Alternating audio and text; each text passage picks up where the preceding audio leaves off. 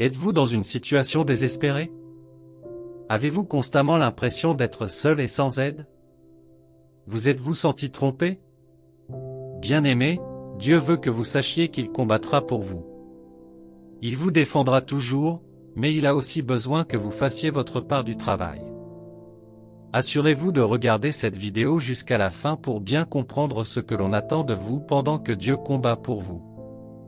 Au fur et à mesure que nous avançons, n'oubliez pas de vous abonner à la chaîne si vous ne l'avez pas encore fait. Nous vivons dans un monde où les choses ne se passent plus comme elles devraient. Les gens perdent rapidement espoir, et la méchanceté de ce monde a acculé les gens et instillé la peur, même chez les croyants. En tant qu'enfant de Dieu, lorsque les problèmes de la vie vous assaillent, vous laissant sans défense, vers qui vous tournez-vous? Jetez-vous simplement l'éponge?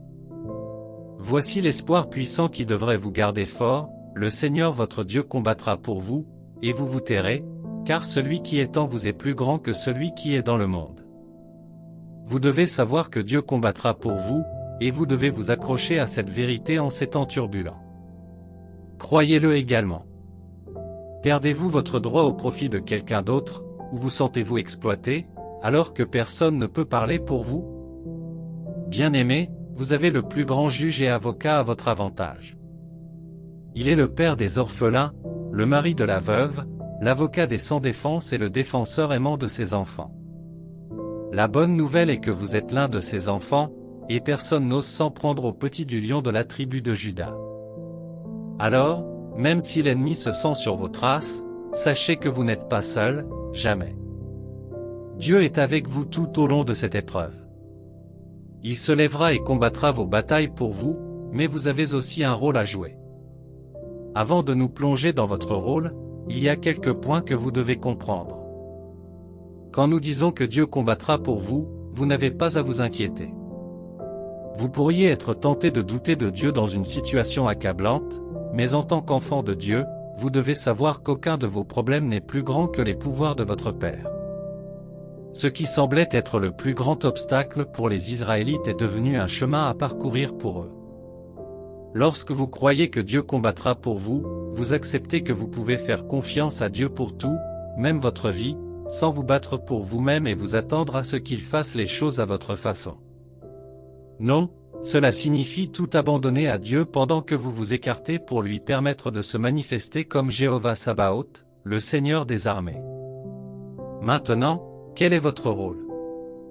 Lorsque nous disons que Dieu combattra pour vous, vous devez également savoir que Dieu combattra selon ses conditions et non les vôtres.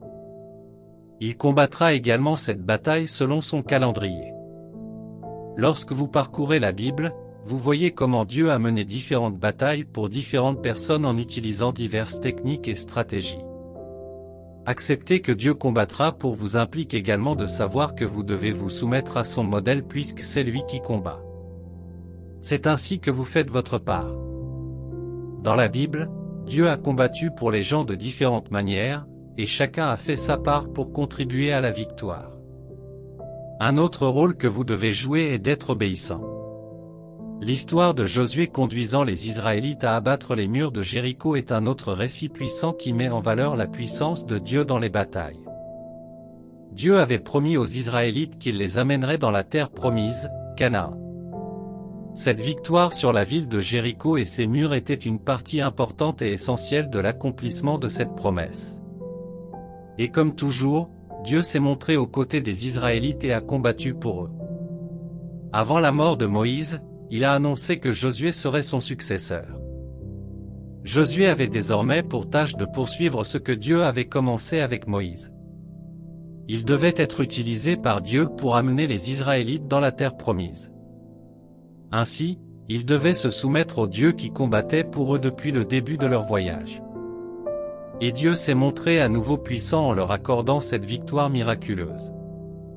Après que les Israélites eurent traversé le Jourdain, ils rencontrèrent la ville de Jéricho. Jéricho était une ville porte d'entrée vers Canaan. Ils devaient passer par Jéricho pour atteindre leur terre promise.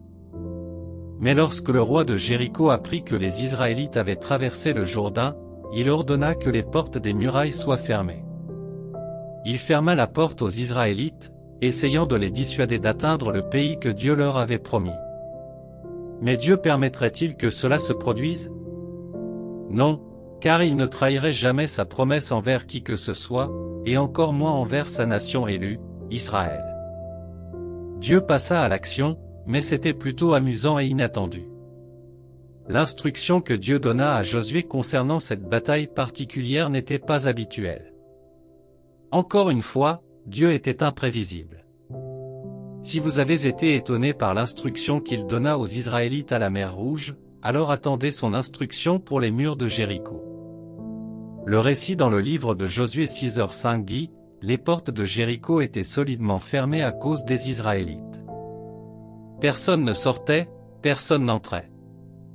Alors l'Éternel dit à Josué, « Regarde, je livre Jéricho entre tes mains, avec son roi et ses hommes de guerre. Fais une fois le tour de la ville avec tous les hommes en armes. Faites cela pendant 6 jours. Demandez à cette prêtre de porteur des trompettes en cornes de bélier devant l'arche. Le 7e jour, faites 7 fois le tour de la ville, les prêtres sonnant des trompettes. Quand vous les entendrez sonner longuement des trompettes, faites pousser un grand cri de joie à toute l'armée. Alors la muraille de la ville s'effondrera, et l'armée montera, tout le monde à l'intérieur. » Cette instruction était très précise et quelque peu surprenante aussi. Dieu leur a dit de faire une séance de marche en face d'une bataille. Les portes ont été barrées à cause d'eux. Une attaque personnelle a été lancée contre eux. On pourrait s'attendre à ce qu'une attaque soit dirigée contre les ennemis. On pourrait s'attendre à ce que Dieu leur donne une carte miraculeuse pour leur montrer un autre chemin à suivre, mais il ne l'a pas fait. Au lieu de cela, il leur a dit de marcher autour de la muraille, de marcher autour pendant 7 jours et de sonner des trompettes.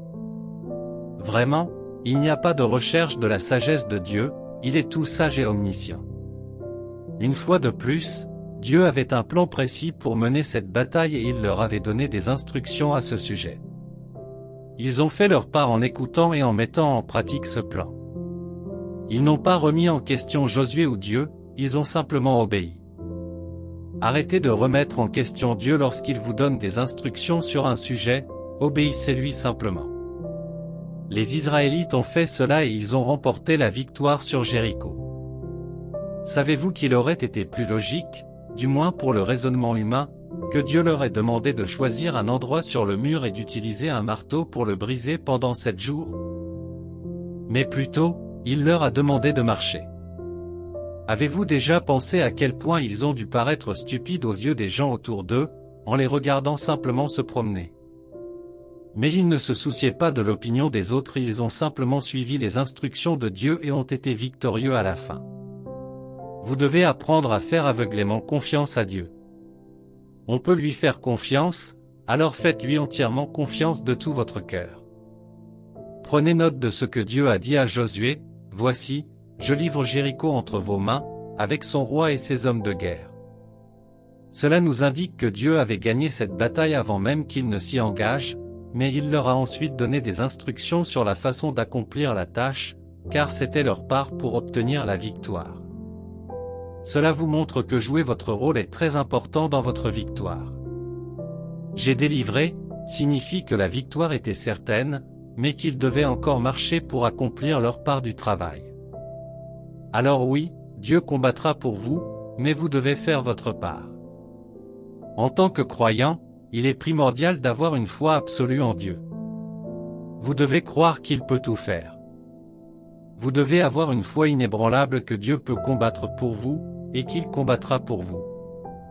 Les Israélites avaient foi dans la puissance salvatrice de Dieu, aussi bien au bord de la mer Rouge que sur les murs de Jéricho. Grâce à leur foi en lui, ils pouvaient lui obéir et exécuter toutes les instructions qu'il leur donnait. On peut dire sans se tromper qu'ils ont joué leur rôle dans la victoire. Parfois, lorsque Dieu veut combattre pour vous, ce qu'il a besoin que vous fassiez, c'est de l'invoquer. N'oubliez pas d'invoquer Dieu lorsque vous vous trouvez dans une situation accablante. Il y a des périodes sombres dans la vie qui vous donnent l'impression que rien ne fonctionnera plus jamais. Même dans ces périodes, appelez Dieu à l'aide et regardez-le venir à votre secours. Ne souffrez pas en silence. Dieu est disposé et prêt à passer à l'action pour votre vie, il n'attend que vous pour tendre la main. Il est là, attendant que vous l'appeliez. Arrêtez de penser que vous pouvez gérer la vie par vous-même. Vous devriez permettre à Dieu de vous aider. Il veut vous aider à naviguer dans vos voies, alors appelez-le à l'aide aujourd'hui. David était l'une des personnes de la Bible qui ne se lassait jamais d'appeler Dieu à l'aide. Il l'appelait à chacun de ses moments difficiles. Il savait qu'il avait un Père qui était toujours prêt à répondre, alors il continuait à l'appeler. Le psaume 46, dit « Dieu est notre refuge et notre force, un secours qui ne manque jamais dans la détresse. » Vous devriez apprendre à être comme David. N'hésitez pas à appeler Dieu, il est toujours présent pour vous aider. Il ne se lasse pas de vous. Dans 2 Rois chapitre 4, la femme du prophète a appelé Dieu à l'aide par l'intermédiaire d'Élisée. Son défunt mari était un prophète qui avait travaillé avec Élisée. Il avait des dettes, et les créanciers étaient sur le point de lui prendre ses 2 fils. La femme ne s'est pas couchée et n'a pas pleuré d'agonie. Mais elle appela Élisée à l'aide, et Dieu lui répondit. Pouvez-vous imaginer ce qui serait arrivé si elle n'avait pas couru vers Élisée pour demander de l'aide? Il lui aurait enlevé ses fils et elle serait restée toute seule. Les gens se seraient peut-être même moqués d'elle par la suite, mais elle a appelé à l'aide. Dieu veut aussi que vous appeliez à l'aide aujourd'hui. La femme du prophète a également joué son rôle, elle a été obéissante lorsqu'Élisée lui a demandé d'aller emprunter des vases vides. Elle n'a pas hésité. 2 Rois 4, 3-5 dit, Élisée dit, va demander à tous tes voisins des vases vides. N'en demande pas seulement quelques-uns. Entre ensuite, ferme la porte derrière toi et tes fils. Verse de l'huile dans tous les vases, et quand chacun sera rempli, mets-les de côté. Elle le quitta et ferma la porte derrière elle et ses fils. On lui apporta les vases, et elle versa de l'huile. Pensez à cela, elle se trouvait dans ce dilemme parce qu'elle était une débitrice au départ. Maintenant, on lui demandait d'emprunter davantage. On pourrait penser qu'elle refuserait d'écouter, mais elle ne l'a pas fait. Elle a obéi. Elle a emprunté des pots vides et a fait ce qu'Élisée lui avait dit. Dieu l'a aidée. Elle a payé sa dette et a même eu des restes pour être avec ses fils. Elle a fait sa part, et Dieu a vraiment combattu pour elle. Parfois, tout ce que vous avez à faire pour jouer votre rôle est de faire un pas audacieux et courageux. Si Dieu vous a demandé de faire ce pas audacieux aujourd'hui, n'ayez pas peur du résultat. Assurez-vous d'agir selon sa parole, et il ne vous laissera pas tomber. Vous pourriez vous demander, pourquoi devrais-je croire que Dieu combattra pour moi? Pour commencer, Dieu combattra pour vous parce qu'il vous aime. Comme beaucoup d'autres assurances que nous avons en Dieu, son grand amour pour nous le fera aller au combat pour nous. Le Dieu qui a créé l'univers, l'être le plus puissant qui soit, vous aime personnellement. Il est votre Père. Il vous a créé à son image et à sa ressemblance. Il veut toujours le meilleur pour vous. Il se soucie de votre vie et veut en faire partie. Sa parole dit qu'il vous a choisi comme objet de son amour. Son amour pour vous est inébranlable et demeure assuré jusqu'à la fin de la terre. Son amour pour vous ne dépendait pas de quelque chose que vous avez fait de bien. Il ne vous aime pas parce que vous ou vos ancêtres étiez parfaits. Il a simplement choisi de vous aimer avant même votre naissance, et cet amour demeure aujourd'hui. Lamentation 3, 22-24 dit, « À cause de la grande bonté de l'Éternel, nous ne sommes pas consumés, car ses compassions ne sont pas à leur terme, elles se renouvellent chaque matin, grande est ta fidélité. » Je me dis, l'Éternel est mon partage, c'est pourquoi je m'attends à lui. L'amour de Dieu pour vous est grand. Son amour inébranlable pour vous s'étend jusqu'aux cieux. Ses compassions pour vous ne failliront jamais. Il reste fidèle dans son amour pour vous, et à cause de cet amour, vous pouvez être sûr qu'il est à vos côtés. Vous pouvez être assuré qu'il combattra pour vous. Une autre traduction de cette écriture dit, « C'est pourquoi j'espère en lui ». Vous pouvez espérer qu'il combattra pour vous. Il ne détruira pas vos espoirs.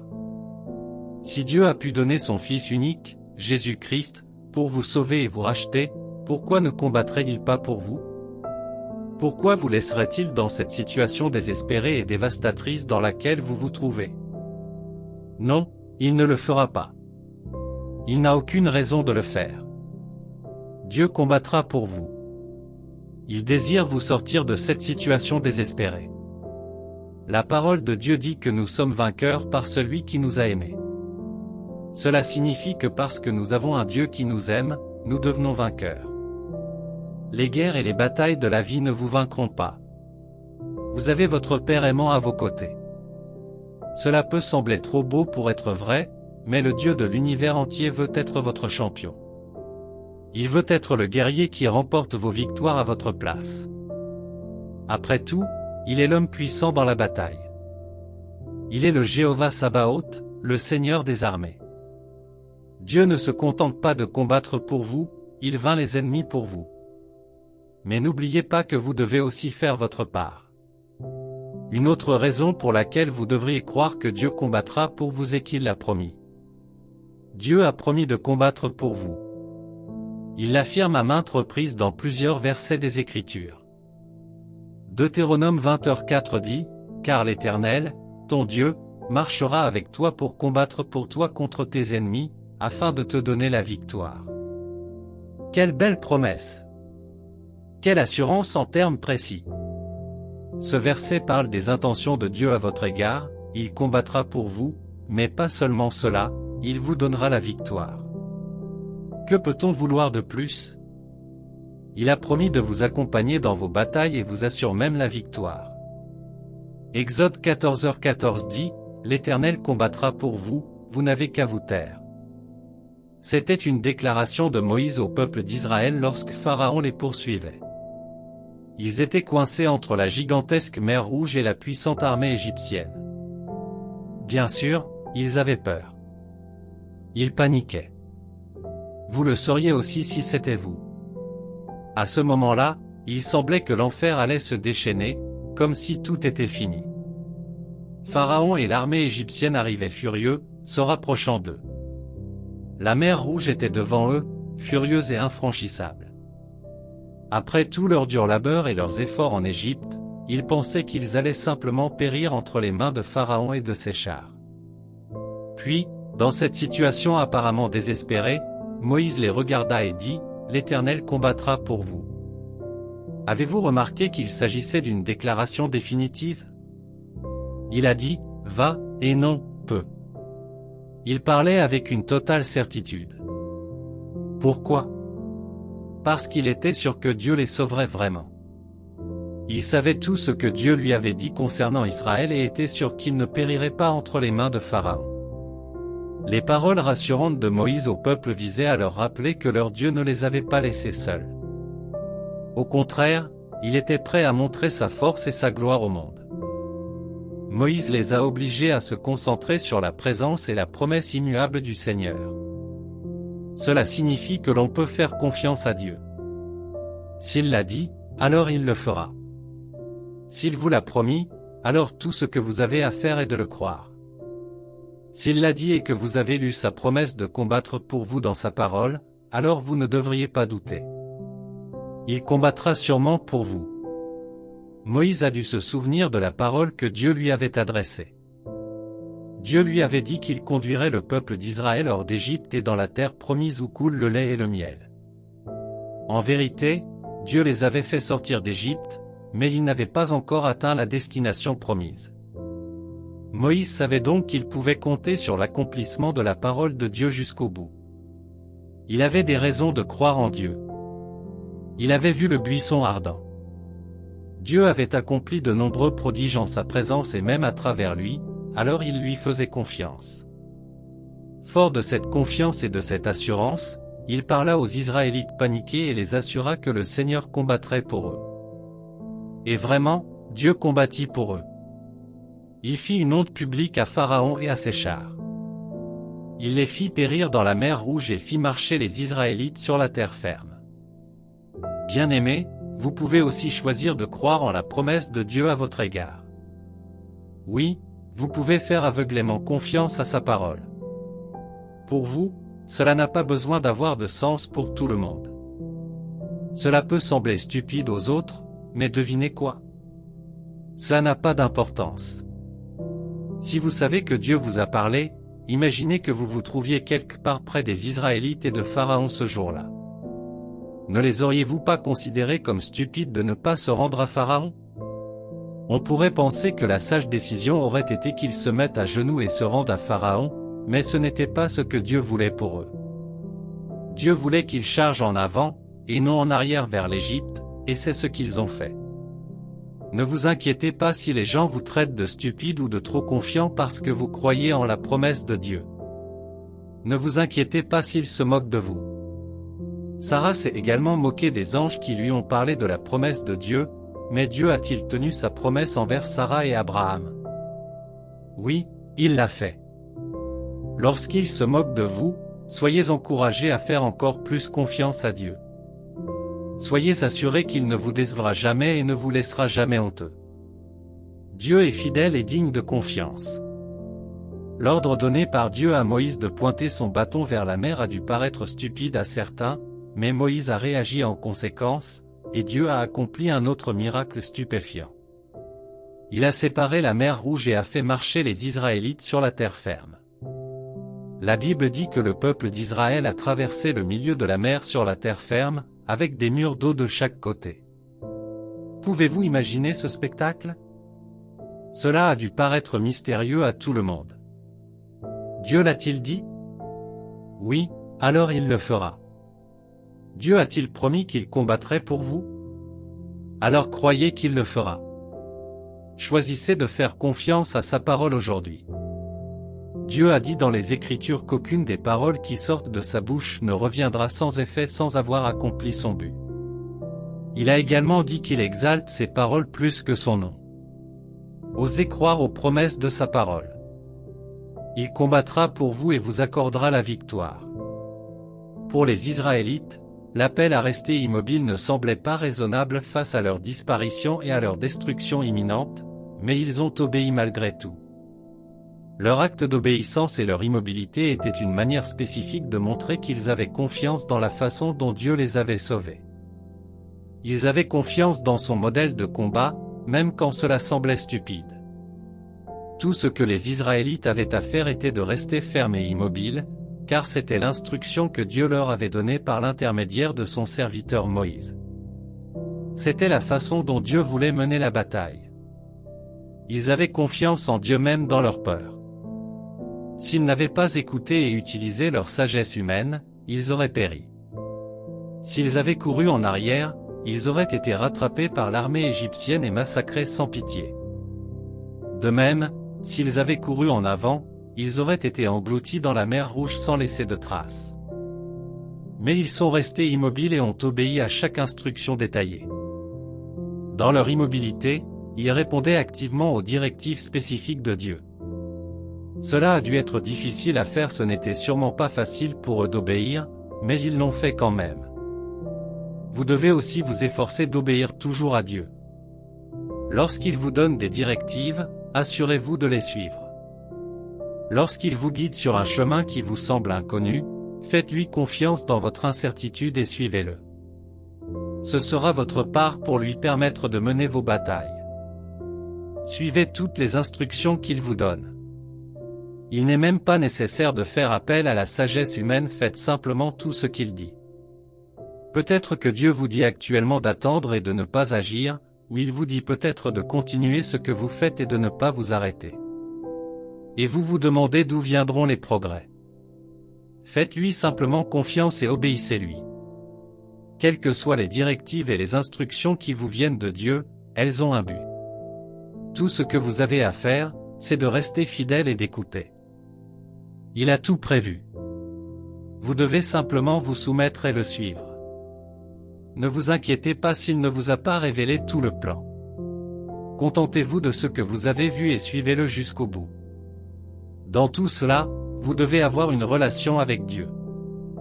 Vous devez être en bons termes avec lui.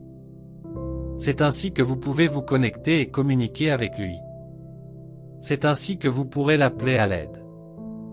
Cela vous permettra également de l'entendre lorsqu'il vous donnera des directives et des instructions.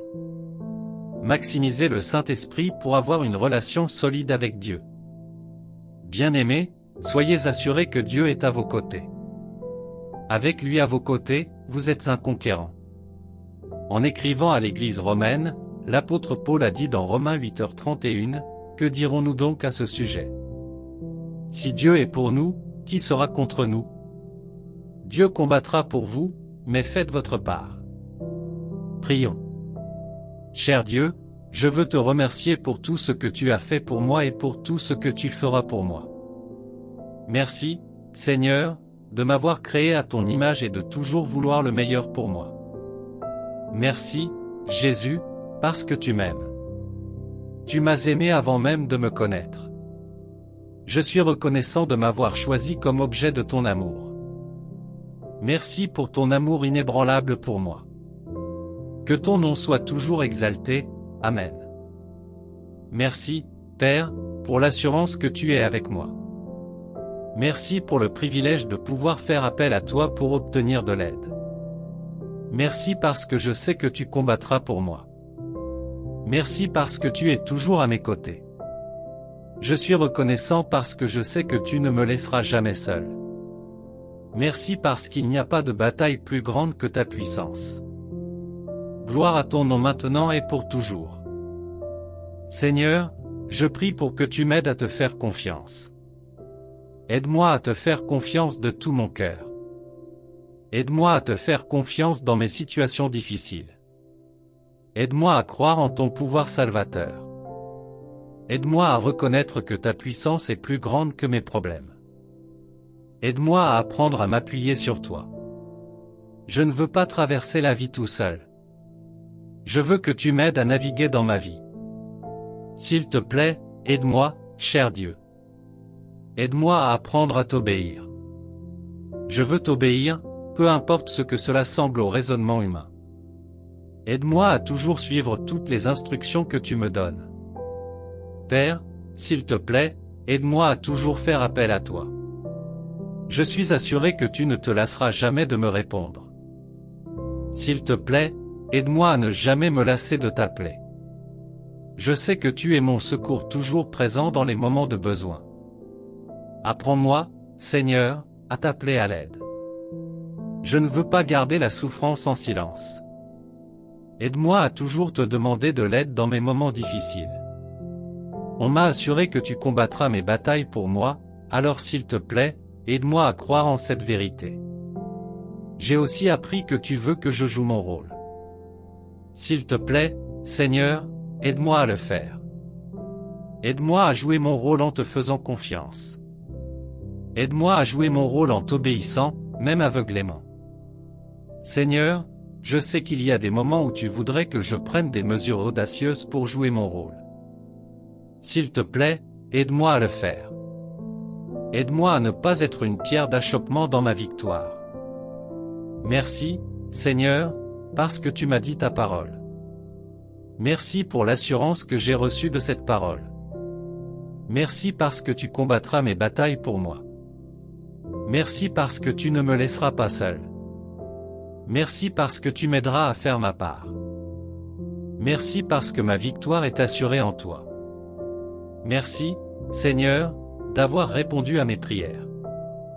Amen. Je suis sûr que vous avez été encouragés par cette vidéo. Aimez et partagez cette vidéo pour encourager quelqu'un. N'oubliez pas de vous abonner pour plus de contenu encourageant et inspirant. À bientôt pour la prochaine vidéo.